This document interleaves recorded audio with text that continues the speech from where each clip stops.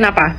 Parlemen, karyawan-karyawan kita itu banyak yang nggak capable karena ongkos untuk masuk ke parlemen itu sangat mahal dan berdasarkan oleh popularitas. Jadi teman-teman, untuk suatu partai bisa masuk ke parlemen, mereka harus mendapatkan setidaknya 4% suara sah gitu ya dari dapilnya.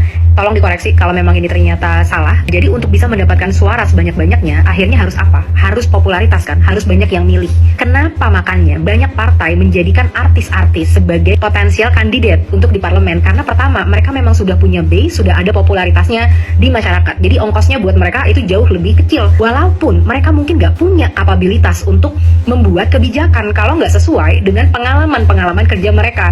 Ada contoh bagus ya, yang aku pernah nonton itu adalah Bang Komeng tuh, yang bilang kalau Pak, saya memang duduk di sini, tapi saya nggak ngerti tentang topik ini. Jadi tolong saya harus belajar kemana. Nah kalau yang kayak Bang Komeng ini bagus, dia masih ada inisiatif untuk saya harus belajar kemana. Tapi kan banyak juga yang lain-lainnya yang udah kapabilitasnya nggak ada, terus habis itu juga nggak jelas gitu kontribusinya. Teman-teman, ada yang duduk di komisi tentang mineral energi, ada yang duduk di komisi tentang BUMN dan lain sebagainya, yang mereka nggak punya kapabilitas di situ. Antara mereka cari nih yang memang sudah populer, atau mereka cari orang-orang yang memang mau masuk, tapi orang-orang yang mau masuk ini pasti butuh dukungan kan untuk bisa mencapai popularitas itu. Di lain sisi, masyarakat kita itu pendidikannya dan SDM-nya dan tingkat kemiskinannya masih tinggi.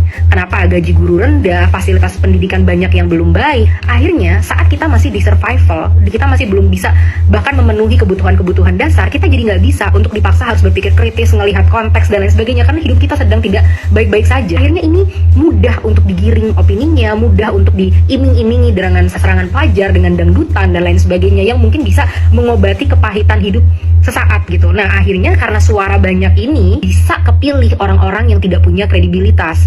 Bahayanya kenapa teman-teman? Karena gini, kita bicarakan ya, siapa yang mau masuk ke parlemen? Satu, antara dia memang sudah kaya, dia punya duit gitu ya. Ada yang bilang 40 miliar modalnya untuk bisa masuk gitu ke parlemen.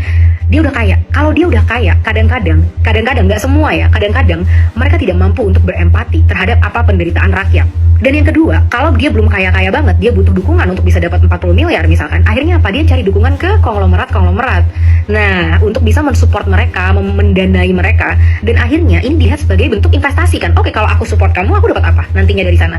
Makanya banyak kebijakan-kebijakan yang sangat pro kapitalis, yang sangat pro ke konglomerat, ke orang-orang yang kaya di Indonesia, dan tidak pro kepada masyarakat. Karena mereka merasa tanggung jawab mereka bukan ke masyarakat. Masyarakat hanyalah pion yang digunakan untuk mencapai kepentingan, tapi kepentingan sebenarnya adalah kepentingan partai politik dan kepentingan konglomerat-konglomerat yang sudah mendanai mereka waktu mereka masuk ke parlemen. Saat mereka duduk di parlemen, akhirnya mindsetnya apa teman-teman? Bayangkan ya, kalau kita udah investasi, gak usah 40 miliar lah, 10 ribu, kita investasi 10 ribu.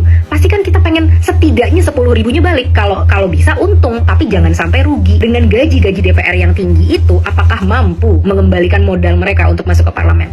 Kalau memang itu nggak mampu mengembalikan modal mereka, maka apa yang mereka melakukan? Mereka harus cari celah gimana caranya untuk modal itu bisa kembali. Inilah kenapa bobrok sekali kualitas dari DPR kita. Karena kalau kita mau masuk perusahaan, teman-teman, yang dilihat apa sih? Kapabilitas.